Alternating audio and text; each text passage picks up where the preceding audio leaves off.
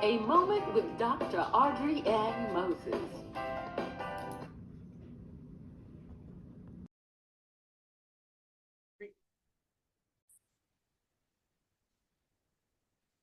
Good morning, good morning, good morning. This is Dr. AudreyAnn Moses, and this is a moment with Dr. AudreyAnn. Good morning, Greenwood. How's everybody doing?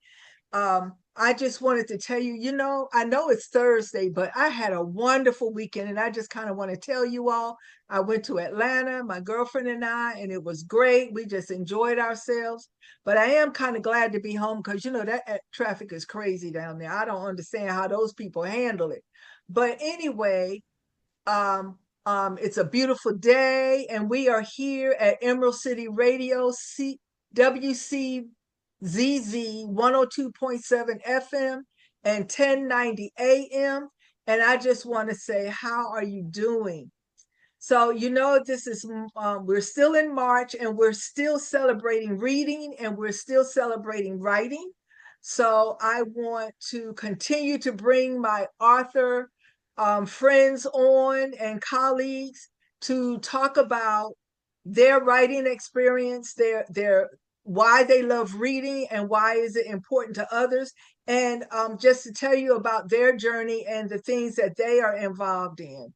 So today I have my friend Mrs. Elogeia Hadley, and I met her um what 3 years ago? 3 years ago? Yes. Maybe four. 3 or 4. I've been knowing her a while. I met her, and again, I met her in Maryland. We were at the Black History Month literary weekend, and as I told you all before, the authors that are coming on are all have something to do with the literary weekend. And so she and I shared space in one of the schools that we went to talk to the students, and it was great. We had a wonderful time. And so I'm just glad that I was able to see her again, because last year I didn't go, so I didn't get to see her last year. But I was able to get to see her this year, and I was really happy. And so she is coming from Chicago, Illinois. And well, is it actually Aurora? It's Aurora. It's By actually way of Aurora. by way of Chicago. I'm still By growing way of ways. Chicago, because she is a Chicagoan, or is it Chicago loaded? What is it? A Chicago girl. That's what she Yes, is. right. She is from Chicago, and she is going to talk to us about not only her journey, but one of her major passions is working with autism, and she's going to talk about that in her publishing company. But so I'm going to just let her talk. I'm good because I can rattle on forever, but I'm going to be quiet and I'm going to let her talk. How you doing? I'm doing great. How's everybody doing today? Um, these days are going so fast. Mhm.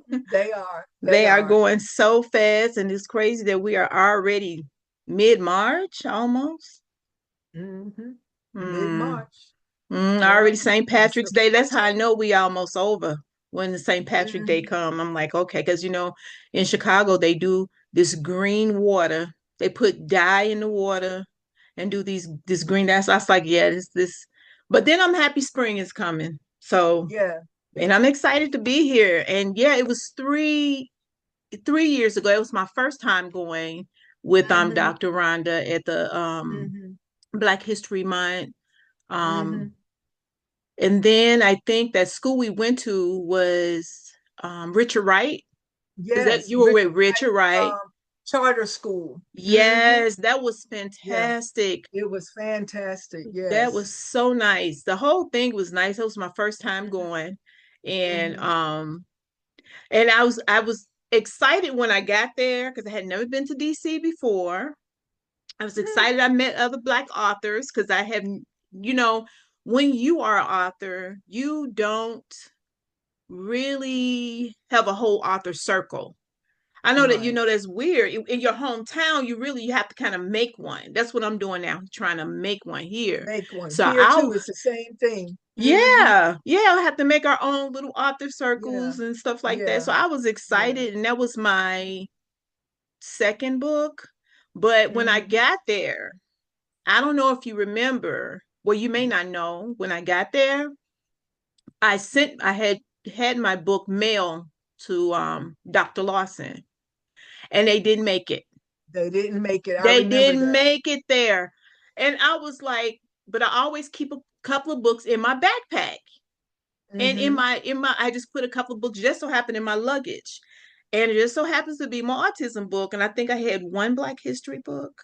So just so most people don't know, just kind of let them know. So um I am a publisher. I started Inspired Publishing LLC last October. So now I'm doing my own publishing so I can publish more Black history books because that's what I am, a Black history enthusiast and an autism advocate. I stay busy. I do pop-ups in my area, book fairs in my area. I stay busy. I truly stay busy, but like you said, my passion is actually it is Black history, but autism because my son is on the spectrum. And we had so many things happen while in school, with doctors, with bullying. We had so with his sensories. And when I started to kind of do my own little research, I already did my first Black history book, which is Who Are We?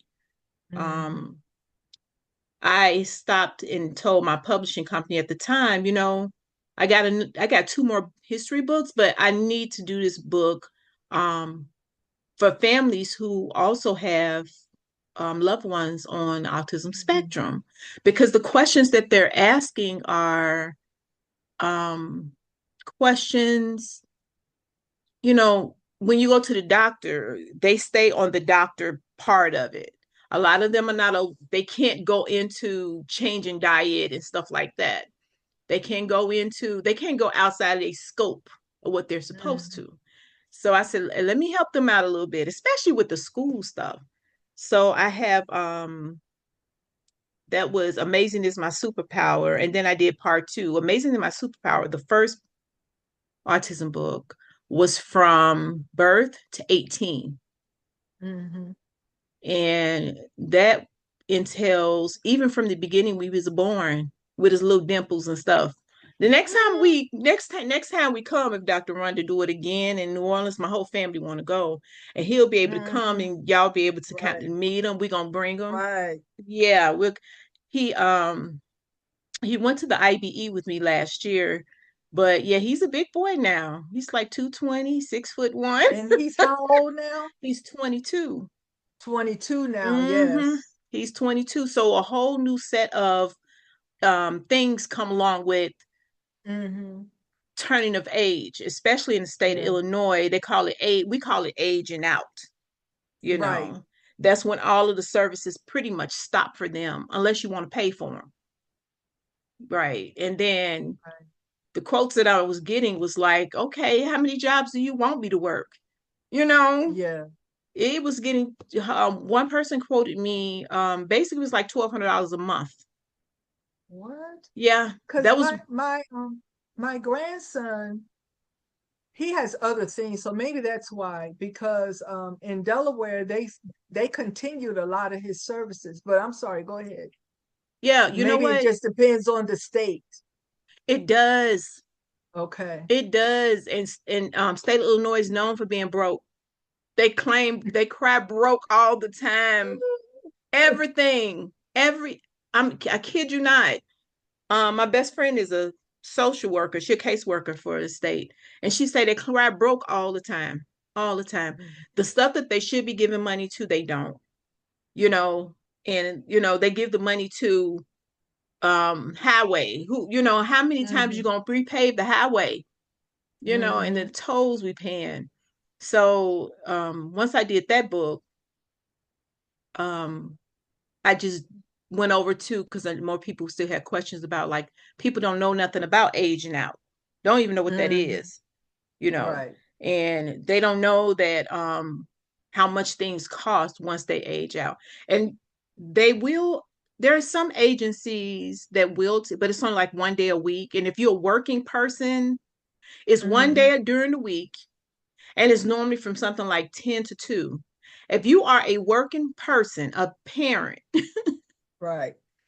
how are you going to, you got to try to figure out how to get them there and back and stuff. So I was like, I'm gonna get together with some more parents and just we kind of figure it out. So like I said, I'm always busy. So the in the midst of all of that, I did the second book. Amazing is my superpower. It's Our Journey Continues. Okay.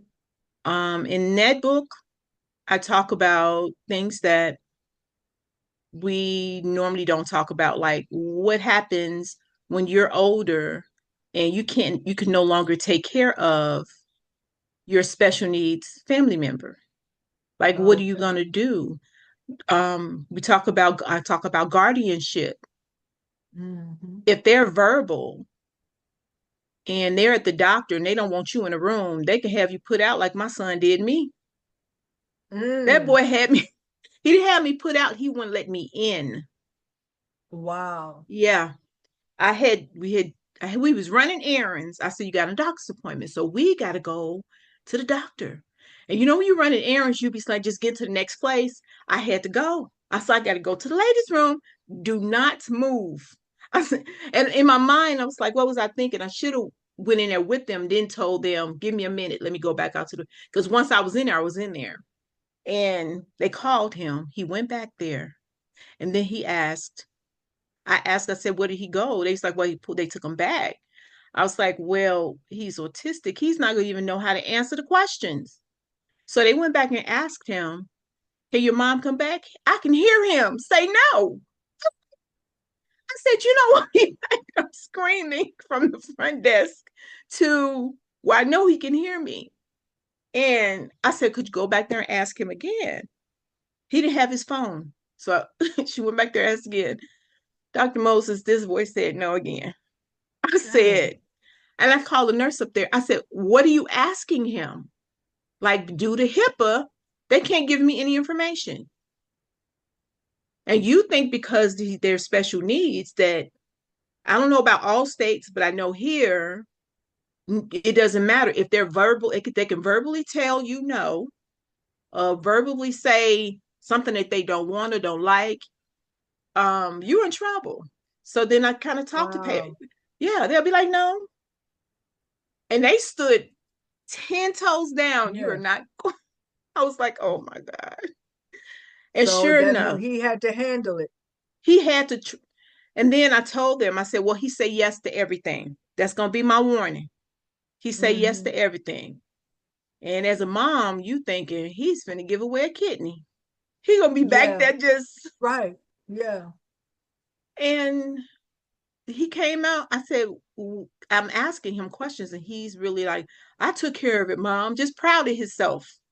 I took care of it. And I'm asking the nurse, like, I know you can't tell me everything, but would you please tell the doctor that he said yes to everything?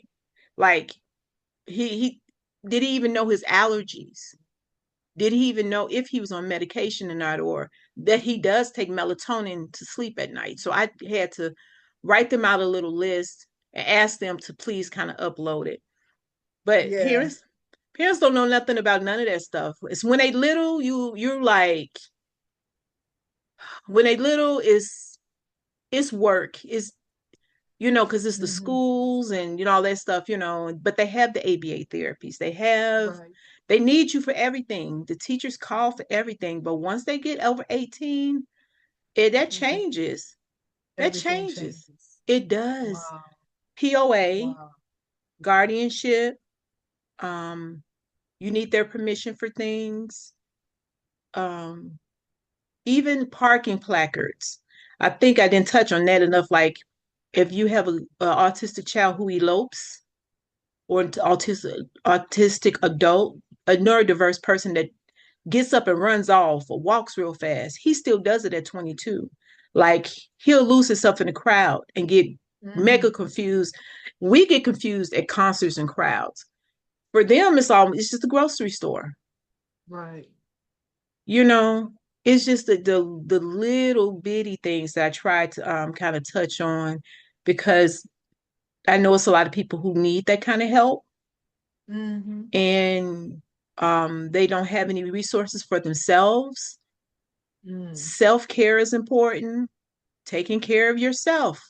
When you're taking care of a disabled person or a loved one, we forget about ourselves.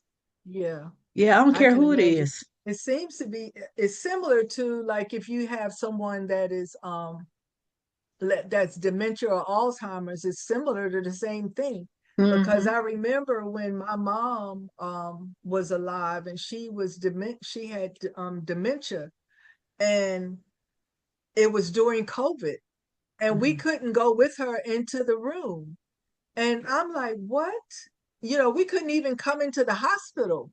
We took her to the emergency room and we had to sit in the car. And my sister was hysterical. I mean, both of us were, because we were like, she has dementia. I said, someday she don't even know her name. I said, so what are you going to do? And so every question they asked her, they would call us to verify the answer. Yeah. Yep. I'm like, you know, if you had just let us in, well, it's COVID and it's this and it's that and it's, you know, and I said, but you have a person in there that clearly has dementia. Yep. And And you can't answer worried your about COVID? questions. Yeah, she can't answer any of your questions. So I can understand how traumatizing that would be for you as the mother, knowing. And then so I have a question. You know, I'm a psychologist and I Right. do you know, Christian life coaching now. So when you have to deal is probably a trashy word to use, but when you are having to work with doctors and teachers and all of those people, and your child is autistic, tell me some of the things, just maybe one or two um, quick stories about things that you had to deal with that you know other parents probably have to deal with when your child was younger in school, you know, maybe a test or something, you know, and what advice would you give to them? So, a lot of the things going on in the school were for him that kind of sent me over, that made me lace up my boots, was the consistent suspensions. Suspending him, Suspensions. yeah, for defending himself, for walking out of class, for just everything. I said, okay, so he's autistic. What y'all want me to do? What y'all? So, and then they would, it was the defending himself that really they didn't want him to do. So kids picking on him because he's, you know, a little on the chubby side, and he was literally being bullied. And I had to call IEPs. So that's what I had to do. Um, you can call an IEP meeting. You don't have to wait until that IEP time comes around. They can't do it like tomorrow, but you let them know that you got some concerns. And one of the concerns was when he was in junior high school, here, since we're in the suburbs of Chicago, the same kids kind of follow each other through, right? So, because you're in the same neighborhood, same district. So those are the same kids. So you can't even get away from the bully, right? So my son is high functioning enough to know when you're bothering him. So he started defending himself. If they was to say something, do something to touch him, oh, he reacted appropriately, you know, and they didn't want that. And I understand, but we's like, you have to stop them from bothering him then. You can't just be like suspending him, but the same people are harassing him. So it followed all the way up into school. He has several incidents. And Dr. Moses, the one incident we were in there, him and another little boy had a little scuffle. And they called the parents. I get up there. This is like my fourth time up there. So she's saying we have to suspend him for 10 days. I'm like, 10 days? I said, no. And they all looked puzzled. Like, did she just say no? I said, no, you're not suspending him for 10 days. They came back, well, 6 days. I said, no, not 6 days. She said, well, we have to do something because of the policy. I said, the policy also say that they can't be mistreating a special needs person in the school. So they didn't think I knew that. Check your state records. Because if a child or any disabled person considered disabled in certain states, the schools will lose funding if they are proven to have been harassed or assaulted or something like that. They'll lose that funding. So I said, wait, are we negotiating? Is that what we're doing? Well, how about 3 days out and we just send his work home with him? I was like, right, fine. Okay, well, send his work home with him 3 days out. They sat there and negotiated with me about his suspension. And that was 8th grade, and it followed us all the way through high school, the same stuff. So I finally wrote, it's in my book, I wrote when some little boys followed him in the bathroom to jump, threatening him. We're going to beat you up. Yes. And I had already told them he cannot have a female TA, a teacher's assistant. He needs a male TA. This day, he had a female TA and she wouldn't go into the bathroom. So he never went to the bathroom. He was scared and he came back out. So I had to write something called a Gibson letter. So this time I was done. So once I wrote the Gibson letter, it goes to the superintendent. It's putting the state of Illinois on notice that there is a disabled child that's being mistreated in their school district. Oh, but the principal, the vice principal, the dean, everybody wants to talk now. Let's talk. Let's talk now. Why you send a letter to my boss? I said, I just want to ask you a question. I said, I've told you, and I've been up here, and it's crazy because his junior high school teacher got promoted. Now he's his principal. So he knows the situation, and he said, you didn't have to send it to my boss. And I asked him really nicely, I said, who's your loyalty to, my son or your job? Because see, I had to lace up the boots. I was done. And he said, okay, I get it. I understand. But they changed everything right then and there. I said, well, we both decided to send him to a alternative school after that. And it was the same with the doctors, not listening. I'm telling you that he is saying that something in his eyes hurt, or I don't see anything in his eyes. Come to find out he had a headache. That's another thing with kids, children on the spectrum. Like he'll say his eyes are hurting, but you have to kind of dig. You got to dig. Right. You got to dig. And come to find out he was having headaches. Headaches from, I don't know, he's a sugar eater. From his eyes. Yeah, could have been. Could have been the lack of sleep, because they don't sleep much. So when I tell you it was battle after battle after battle after battle, I didn't know what to do. But I said, since I'm a researcher and that's what I do, Dr. Moses, it was boots on the ground. I was in every book. I was on every page. I was all in YouTube. I mean, but you have to do for your loved one. You're the only one going to take up for them. You're the only advocate. Yeah. There, nobody else is going to do it. And why should they? It's not their family. That's how people think. Right. It's not my family. Why should I even care? Right.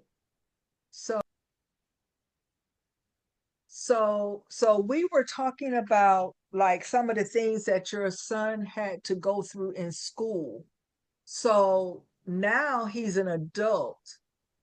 Well, first of all, he graduated from school. And so what was that like for him? What was that like for him to be able to have gone through everything from kindergarten all the way through, with the learning and the teachers, and I know that, their sensory is all over the place.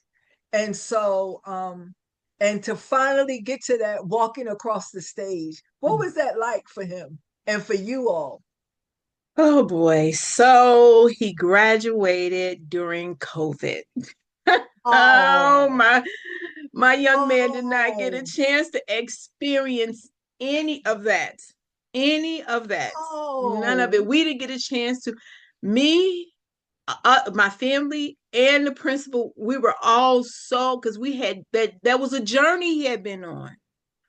And the principal was even too afraid to do, like, they was doing these drive-through type of, Hmm. he was even too afraid to do that because he didn't feel Right. like he wanted, have any kind of issues. So they did like a virtual one. Virtual. Hmm. And he was a little bit excited even about the virtual one. He didn't understand why he couldn't see his friends anymore. Yeah. Yeah. You know COVID why was hard. I didn't even think about that. COVID was really yes, hard for kids, and I'm sure for him it was yes, just weird. Yeah. it was because they couldn't grasp. So if it's a graduation, why I'm not at the school like my sister was, and my Yeah. brother was, because he has older siblings. Why Yeah. we not getting dressed up like it? And then we like pull it up on this screen and see his name go up the screen. We was like, what? So he didn't get a chance to do that. I did try to like throw like have a little a get together with my family and close friends for him. He was excited about that because he got a chance to wear his Hmm. suit and get dressed up Yeah. and stuff like that. Right. Even though he was 18, they have an extension program. So he left the high school and went to the extension program. And Hmm. then he graduated from there. So he has two diplomas. He Oh, has okay. two of them. So then he Cool. graduated from that. And he graduated that literally at the end of COVID, but they still didn't Mm. have anything because he didn't want to. Right. And at that time, he was kind of tired of them. He was like, I don't want to go anymore. I don't Yeah. want to go anymore. I don't want to go to anything else that they're doing. So I was excited. Me, his family, my husband, his siblings, we just did invited like a few friends over, Yeah. and there was a coffee shop that has like a little extra room. They let us Hmm. decorate it and stuff like that. They just took a little chance, because they really weren't supposed to be doing any of that. Right. Yeah, Yeah. but that was so disappointing because I mean, it's like at the end of the Mm. battle, you want the parade. You want the Hmm. parade at the And end of there the was battle. none. Yeah. That's, Mm-mm. yeah. All over. It was just crazy, you know. You forget it Mm. even happened. Mm. So, Mm-mm. so what is he doing now? Because now he's 22. Mm-hmm. So right now we are he just went to a program through doors, so Department of Rehabilitation. Hmm. When you call them, they send you to your closest county for like services. So Hmm. ours is actually called Services Inc. So he's on Hmm. a 5-year wait list. Yep, you heard that right. And literally 2 weeks ago, he came off the list. So now he's able to get services again without us having to pay $1,200 and $1,500 a month. Um, his psychiatrist wants him to start looking for a job. Want us to start coaching him. He had the life skill training in the extension program, Hmm. but to start coaching him to how you conduct yourself at work and how you even Right. get the job. But with these Right. services, they have a person that'll go with him to the job, Mm. that'll Hmm. shadow him, that can shadow Hmm. him at the grocery store, that'll shadow Hmm. him when he goes shopping for shoes and things like that, like a companion. So now he Right. qualifies for that. Literally, Right. literally, Dr. Moses, they just approved, he came off the list last Tuesday. Oh, wow. Last Tuesday was his call. They do a yearly call every March. So she said it wasn't a complete 5 years for him. I guess something's Hmm. opened up in Illinois. Right. So it was 4 years. So he came off of it. Right. So, and he said he's ready. He's Yeah. ready to get out there and get himself a job. And um, he likes to work out, so he Mm-hmm. likes to lift weights. And Mm-hmm. um, we working on the nutrition because he's a sugar baby. He was anything with sugar. It is Yeah. a thing which I'm telling you, but Mhm. but that's how I got a chance to put a lot of his vitamins and things in his food, Yeah. Right. because I would get the powder form of supplements Yeah. because he can't really swallow pills, and it looks like powdered sugar, a lot of it. Right. Right. So we're just getting him acclimated. He did go through a rough patch last year. Thank God that I have a family member who's a behavioral health specialist. She's a nurse practitioner in behavioral health, and she kind of heard what I was going through, and she was like, "Cousin, you're gonna have to go ahead and put it." That's I put that in the book. You have to put him on medication. And I know you a natural path person, and I know she said, "But cousin," and I tried to fight back. I'm like, no, is it something else I can do? Something like she's like, cousin, his hormones. Yeah. Yeah, that's what she said. She said it's some stuff going on with him, and you don't want him to hurt himself and hurt nobody else. You have Right. to get him in a position where he's not even listening to you right now. He can't hear you. And it just broke my little heart, but she was right. Yeah. She's like, he's Wow. not, you're gonna have to put him on. Then I didn't want to do that.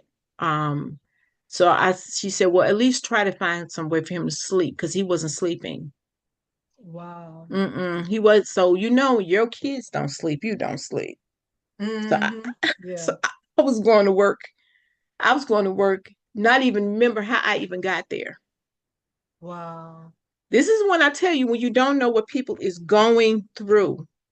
Yeah. This is why You I don't don't know. bother people, Dr. Moses. I'm telling you. Mhm. And when people quiet in the corner, I let them be quiet in the corner. You don't know what they going Yeah. through. You have no idea. And one of my coworkers noticed me at my desk, kind of dozing off. She was like, "Are you okay?" And I was like, "No." I was like, "I'm Mhm. exhausted. I'm exhausted." She's like, "Start scheduling you some time off just to sleep. Just, Mm. before the next schedule come on." I mean, when, God will send you an angel, because sometimes Mhm. you be, as a parent, and any loved one, a caretaker who has someone that they're taking care of, there's moments where you like, what is going on? What is happening? Like your mind is in denial. Like you're like, Yeah. why is this happening to me? Why has Mhm. to be, why I got to be the one going through this, you Yeah. know? And you almost be losing it because you feel like some of it is your fault. And Right. we know it's not. You know it's not, but Yeah. Yeah. you still feel like you may have done something wrong. Did I eat something when I was pregnant with him? Right. Did I stress him out too much? Did I, Yeah. but Yeah. But none it's of that is your nothing. Yeah. no, no, none It it's not. wasn't vaccinations. It wasn't, and that's what a lot of people, they try to find something to blame it on, as opposed to asking God to teach you how to deal with it. Mm-hmm.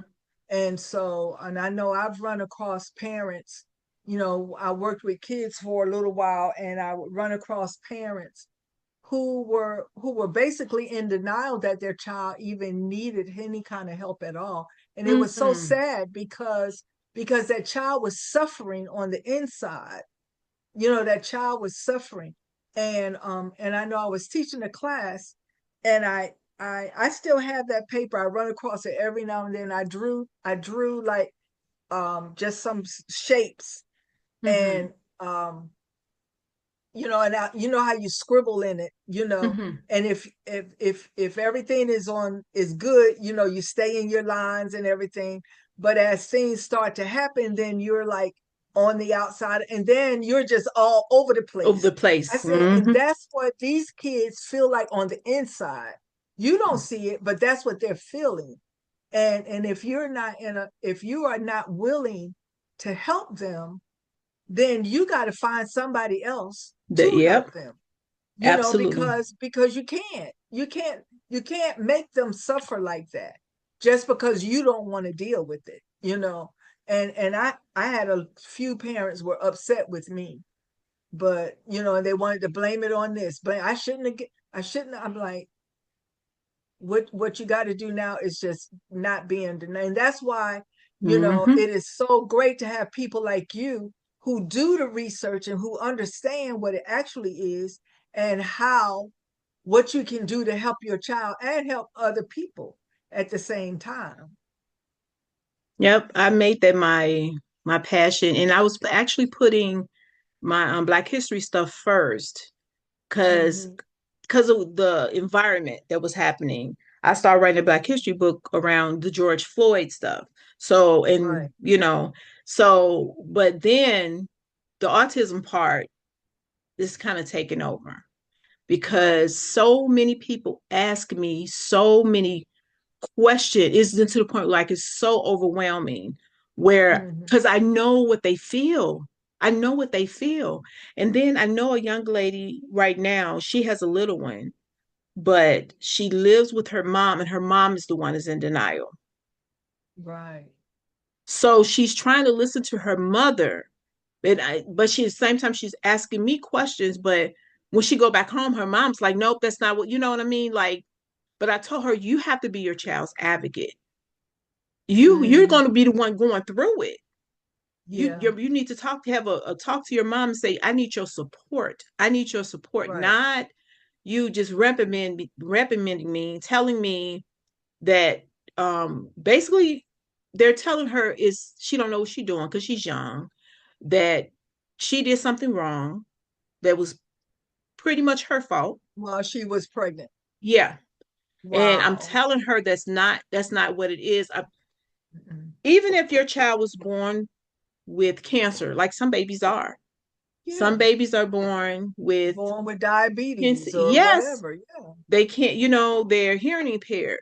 That is Hmm. not your fault. Nobody wants to purposely eat something or drink something or do something to harm that unborn baby. Nobody Yeah. Not purposely does normal. that. Not normal Not people. normal people. Thank you. Right. Yeah. But that's another thing, what family members got to say. I do some videos called, and y'all can follow me. I call it Auntie E Teach. I don't know if I tagged you, but I will. Hmm. It's a combination of my history, just things. I'm even gonna talk about menopause. I'm gonna talk about everything on Hmm. there. But one of the ones I did was stop listening to what people got to say about your baby. That's your Yeah. baby. Yeah. If it's not positive, you need to X them out. They don't know what they're talking about. I had people tell me on my side of the family was just confused. They just like, what? Right. What is it? What is that? I don't know. Nobody, what? Is that something Black people get? I'm like, what? Like if the statistics is a majority of young Black boys, right? So Yeah. I'm like, but they was just confused. And Yeah. then I had people tell me he just bad. You know Yeah. what I'm talking about. You Right. need to get you Yeah. need to get with him. He just bad. Yeah. I'm like, he's 3. Yeah. I You're mean, right. like, and then they had to forget who they were talking to. I'm like, you talking to the wrong person. You might have me Hmm. putting my hands on my kid because you don't understand what's going on. Right. So it is a lot. So I said my focus right now is I'm going to do another book, and this book is going to be more of a manual for Hmm. parents, just saying it's not your fault. Right. um Self-care is important. Right. um Learn the laws and the policies in your state and Right. in the schools. That's Yeah. important. That's um important. don't go to these IEP meetings by yourself, just little things like that in manual. And then the biggest part is we don't talk about the other side of autism. When your child is becoming dangerous to you and the Yeah. people in the house, and they're not a child anymore. They're your kid, your child, but they 40. Yeah. Uh-huh. and they on Right. they third, they 25. And Hmm. they're becoming a danger not to them, not just to the people in the house, to themselves. What do you Right. do? Yeah. Yeah. That's something else. I saw a video once about a woman whose child was autistic, and she said that as he was growing up, she learned how to handle things and handle him and everything. But as he became a teenager, 14, 15, 16, and now he's way bigger than her. Mm. And he is basically becoming a bully. And she had to deal with that. And she ended up having to, she had help whenever she could get it. But I think for a while, she ended up having to put him in a facility Hmm. because he was just all over the place, and he was literally homicidal almost, Hmm. Hmm. and she said she knew she was afraid of him, and other people in the doctors and whatever had to get convince her that it would be better for him to put him in a facility than for her to you know for him to hurt her or her to hurt Hate him, him. to keep Hmm. him from hurting her, that sort of thing. So ooh, that Yep. would be really scary. Yeah. We don't think about that part because we so busy with the when they're younger, the schools and stuff like that. But I had to Hmm. think about that part last year before my cousin called me. I said, by the Yeah. time we got to the second hole in the wall, I'm like, okay, yeah. So you know how Yeah. family talk. And I don't really know how she even got my phone number. I don't even remember because Uh-huh. she's my baby cousin. Uh-huh. So she's like the other generation, couple generation Yeah, behind me. a whole different generation. Yeah, Yeah. yeah, she's in her 30s, and I'm like, how did you?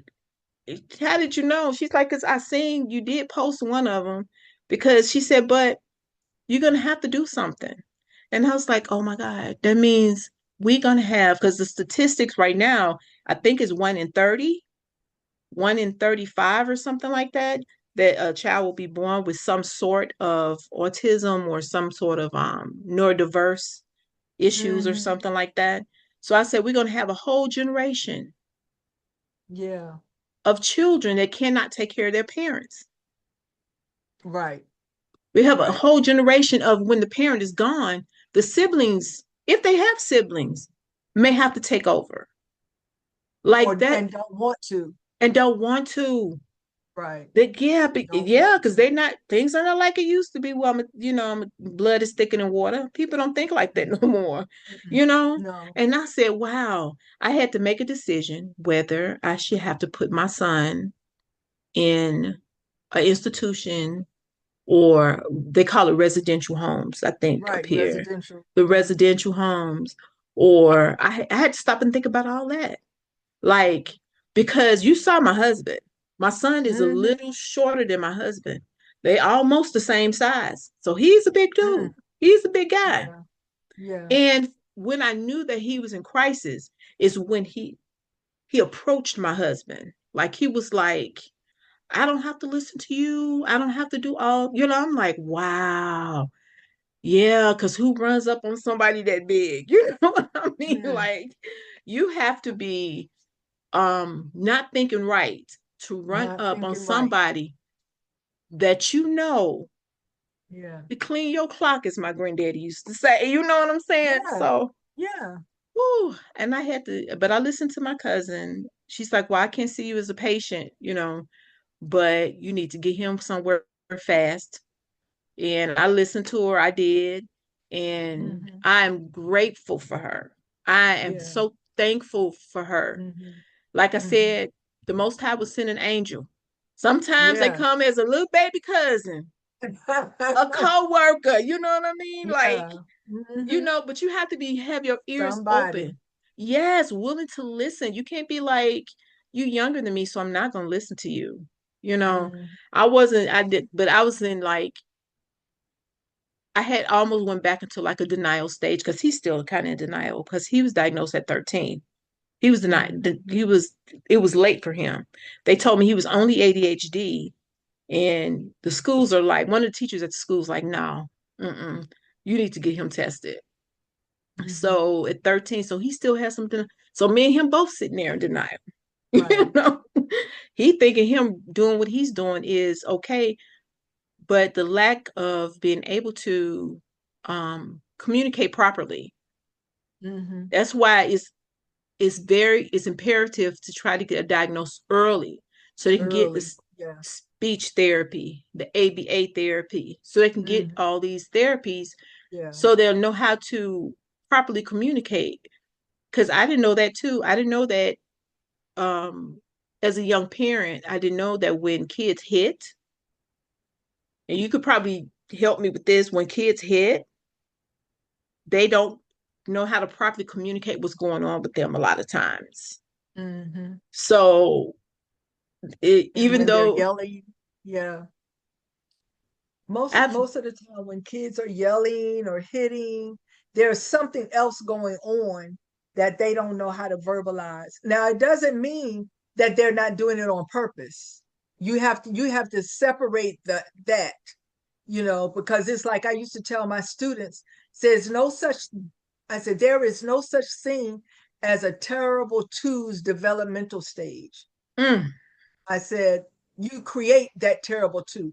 Parents create terrible two babies because you mm, let them do what they want, laugh at everything they do. And then when they mm, become 2 and 3, mm, then you don't want to laugh at them anymore. You don't want them doing all of that.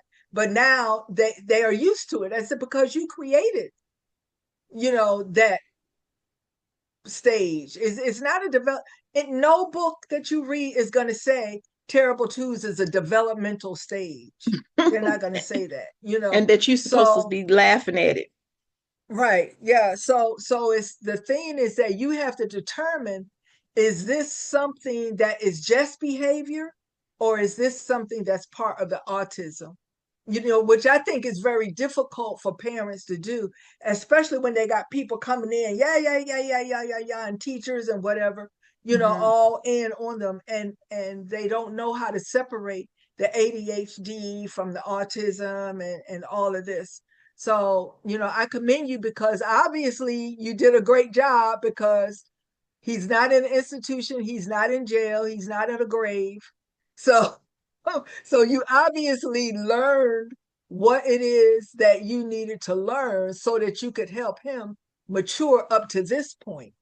So now he's still got a ways to go because it's not like his developmental, his chronological age is 22, but you still got a long way to go, to Yeah, work with him.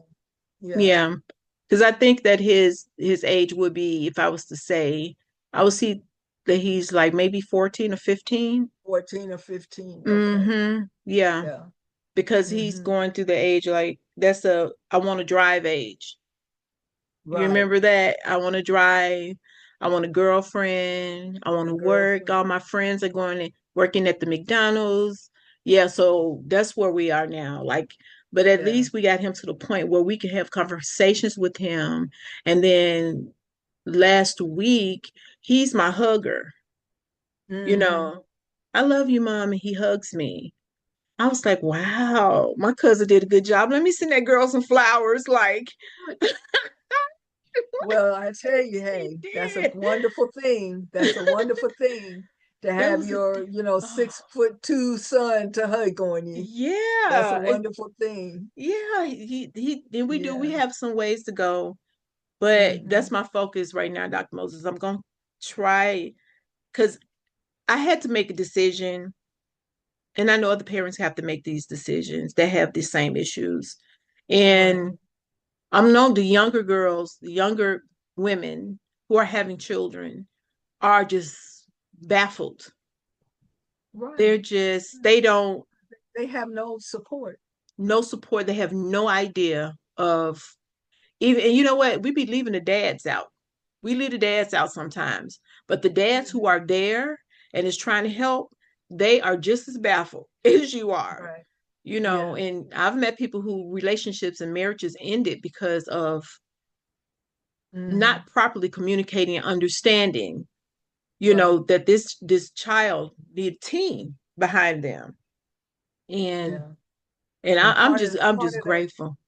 yeah, part of that self-care is the mother tends to take on when a child is ill, and regardless of what it is, the mother tends to take on that whole responsibility and leaves the father out, Mm-hmm. and you can't do that, Mm-mm. and not only does she leave the father out, and I've worked with a few mothers like this. Not only does she leave the father out, but she she her energy is enough for the child. She has no energy for her husband. Men don't do that, but women will do that. If men feel that the mother is not taking care of the child properly, then he may stop in. He may step in, and then there'll be more confusion. But Mm-hmm. but a lot of times men want to be in there in the hands-on with the mother, but the mother has to be willing to allow that to happen and still give her husband his portion. you Mm-hmm. know so I'm sure that there are a lot of workshops that would help parents to be able to work with their child when they have a child that's having these issues. Right. And that's a good point. That's a good point. You go into mama bear mode. Yeah. And then even in the animal kingdom, if you ever seen lioness, if the lion gets too close, she like, oh, you She's getting like, too oh, close. Yeah, she like, you yeah, need to back up. But yeah. we can't behave. We can only behave like that when it's a threat coming from the outside. Right, right. Right. If there's a threat, if the father is a threat, that's a whole different story. If Right. the mother is a threat, that's a whole different The story. story, yeah. Otherwise, you got to figure out how to take care of this child together, Mm-hmm. not separately. Right. Even Yeah, if you're not in the same home, give right. each other, you know, a moment. Say, you know what? I'll come over and sit with the baby or the young adult or whatever, and let you get you some self-care. Like, Yeah. it's working together to me was I wouldn't know what I would have did if some of my family members didn't like show up with some of the IEP meetings with me. Yeah. And if he so my husband was like, he's like all hands on deck. He's like, Right. you put me on intercom phone, I'll take an hour off work, during my Right. lunch, intercom Right. phone. But then there was family members just like, oh no, I'll go with you. I'll go with you. Hmm. And they taking notes and asking questions. Right. I'm Right. like, I was just blessed to have my family and friends who Yeah. who love me enough and love my Yeah. son enough to say, I don't Mhm. want her to go through this by herself, Herself. you know, Yes. because this is a lot. When they saw what I was going through, they was like, wow, that's unbelievable. Like, he suspended again. I'm like, I gotta go to another IEP meeting. Well, I'll go ahead and go with you. Then first they'll ask, is your husband gonna be able to go? Well, he has to work. Well, I'll go ahead and go with you. And they were driving, I'm in the suburbs. They were driven from Chicago to go with me. Hmm. Right. One of my nieces went with me a couple of Yeah. times. So we have to just kind of be open to allow people to help us, especially if they're coming in a home when it's the husband and wife or the significant other or whatever. Hmm. Like, we Yeah. can't be in mama bear mode with people trying to help us. You have Right. to, as their intentions is good. Now the ones talking about that I need to spank him and stuff, Oh, no, those family members, I was like, no, thank you. no, no, you But don't yeah, need it's to. true. No, Yeah. he's a big Mm, boy now. Wouldn't even ever try. But yeah. but yeah. Whew. So I really appreciate you coming on. I really appreciate you talking about this because this is a very important topic. And and and it even though we started out talking about books and authorship and stuff, this is part of what you write about as Hmm. well. And so people can go on your website and on your Facebook page. And I know your publishing company has its own Facebook page, and Mm-hmm. I'll make sure that I put all that information on the Facebook when I on there Mm-hmm. along with the on YouTube. So, is there any last words you want to give to readers or writers or parents or future authors, any whatever? Well, write your passion. It Hmm. is self-healing when you're putting pen to paper. When you put pen, this has been therapy for me to write. Hmm. So I encourage people to get their diary out, start writing journals. Um, just in this environment and political environment we in, I think people should start reading and writing again. Hmm. Get it all off your chest, put it on a piece of paper. Yeah, but Right, that's pretty much it because that's what I did. And I'm telling you, it was healing. It's really healing. And then I'll give you my information because I actually do journals and prayer journals and gratitude right. journals and things like Hmm. that. And they can get Right, that too. But yep, that's pretty much it. Um, right. self-care, that's Hmm. another one. That's It's part of very self-care. important. Yes, Hmm. self-care. But that pen to the paper, some people are not readers. If you're not a reader, start writing. Hmm. And if you are a reader, start writing. Right. It's healing in it. It really Yeah. is. It's therapeutic. Journaling is get it out of your head onto paper so you can see Mm-hmm. it. Yep. Otherwise it takes life in your head and it just roams around Rolls around. causing havoc all over the place. Put Mm-hmm. it on paper, and that way you can decide what is for real important and what isn't. Journaling Absolutely. is a lifesaver. Yeah, it is. Yes. Yeah, it Hmm. is. Yeah. Well, ma'am, I am so happy that we got to have this conversation.